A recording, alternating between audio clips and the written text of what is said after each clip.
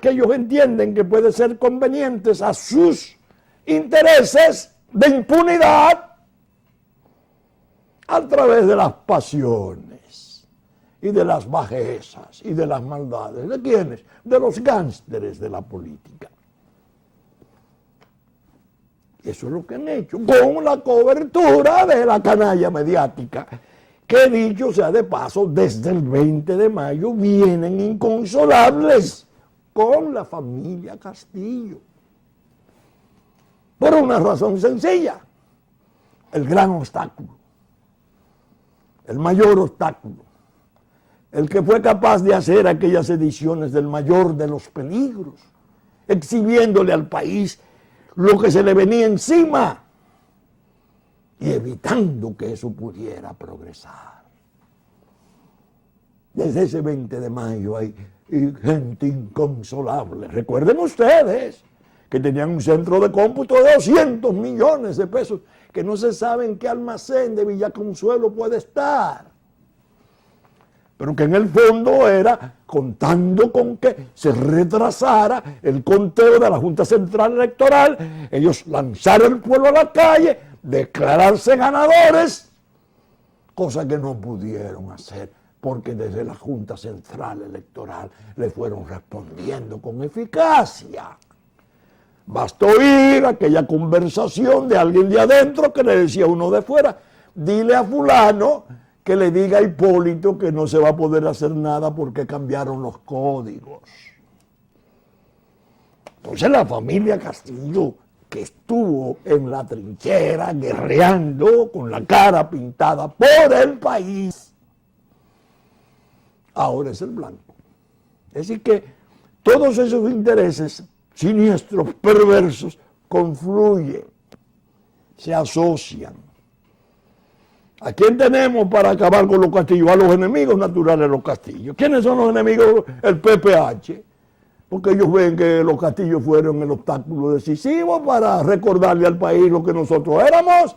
Si íbamos también con esa imagen seráfica de un Hipólito en una segunda oportunidad, mirando hacia el cielo con las manos atrás, a lo Bonaparte, en Santa Elena. Esa es la campaña que hay contra mí. Pero bien, leí el editorial de Germán hace 2 semanas. En los derechos del individuo. En un momento de enorme tormento para mi familia, especialmente viva mi madre, con un estoicismo de santa, aguantó y escribió este editorial. No en defensa de Vincho Castillo, porque incluso en el editorial era tan recto que hacía sus reservas acerca de la iniciativa de impugnación electoral que yo encabezaba en favor del Partido Reformista. No.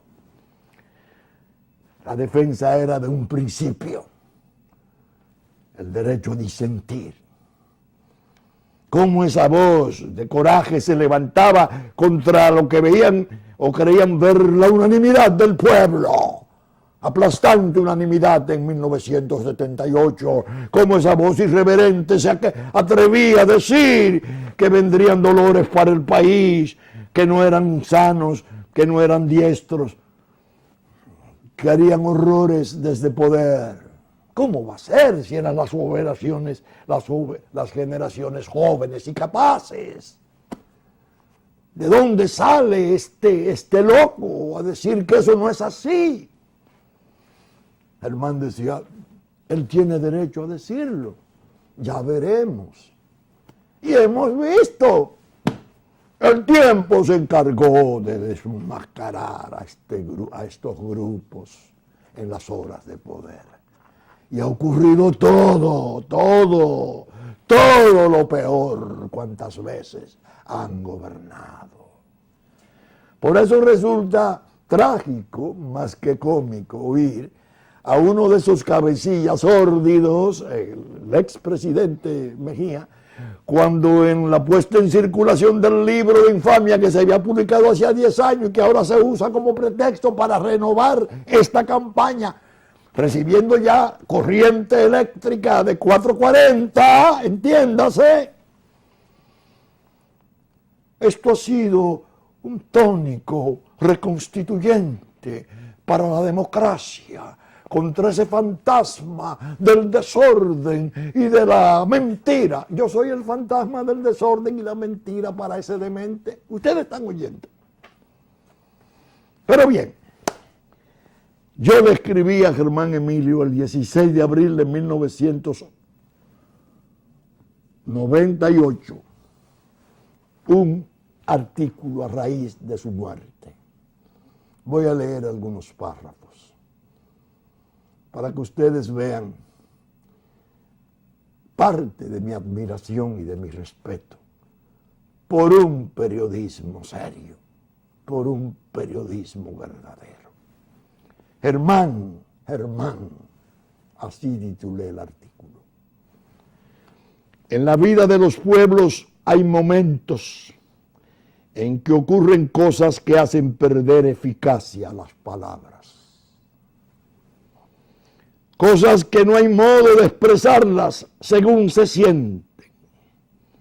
Y es ahora cuando muere la pluma más recia y recta nuestra, la exacta ocasión de comprobar cuanto afirmo.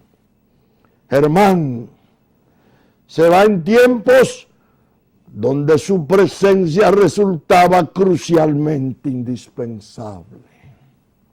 Por ello, su desaparición hay que asumirla más allá de lo que significa siempre la pérdida afectiva y personal de un ser querido. Germán en realidad era la vigorosa columna de hierro que hasta la hora de su caída le daba soporte a las ansias de mejor orientación a la sociedad nuestra.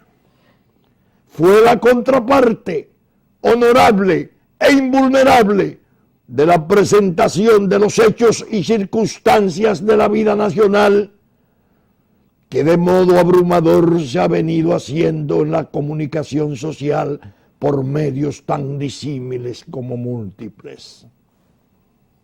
Su pluma lucía como desprendida del ala de una águila imperial. De ahí la elegancia valerosa de su vuelo en soledad. De ahí la impresionante hermosura de su intemperancia, profundamente razonable. De ahí su valor sin límites para encumbrarse por encima de las voces quemantes que se han sabido aunar para retorcer verdades y disimular mentiras. Germán era eso, una especie de albergue de la conciencia nacional. Las veces que uno podía frustrarse, desalentarse o darlo todo por perdido, después de oír y leer a un enjambre de ladinos y sabichosos, lo único reconfortante era guardar la respuesta a la pregunta: ¿qué dice Germán? Por ello su partida hay que asumirla como un rudo golpe de pérdida social, de poda pública, de cercenamiento de partes vitales del alma nacional. En lo personal, sé que somos millares los que hemos sabido llegar hasta las lágrimas por la noticia de su último viaje. Pienso, empero, que no deben prevalecer las motivaciones sentimentales para lamentar su ausencia. Germán ha de ser visto como un ejemplo impar de lo que puede hacer una voluntad limpia y férrea al servicio de los mejores intereses de la patria. Ahí vienen unos párrafos relativos a su relación con mi hijo Pelegrín en los últimos tiempos de su vida y lo que Pelegrín me invitaba a verlo y por qué yo no lo quería ver ya desgastado, ya en trance de partir. Desde luego este no es el lugar para comentar todo cuanto ha ocurrido en los tiempos recientes, que ha venido a confirmar prácticamente la totalidad de mis emplazamientos a la organización política que había sido combatida por mí en el año de 1978. Yo escribía en el 86 esto. Lo cierto es que Germán, obrando como el periodista profundo y serio que fuera, no se dejó arrastrar por la torrentera de la contumelia y de las falsas unanimidades de la opinión nacional.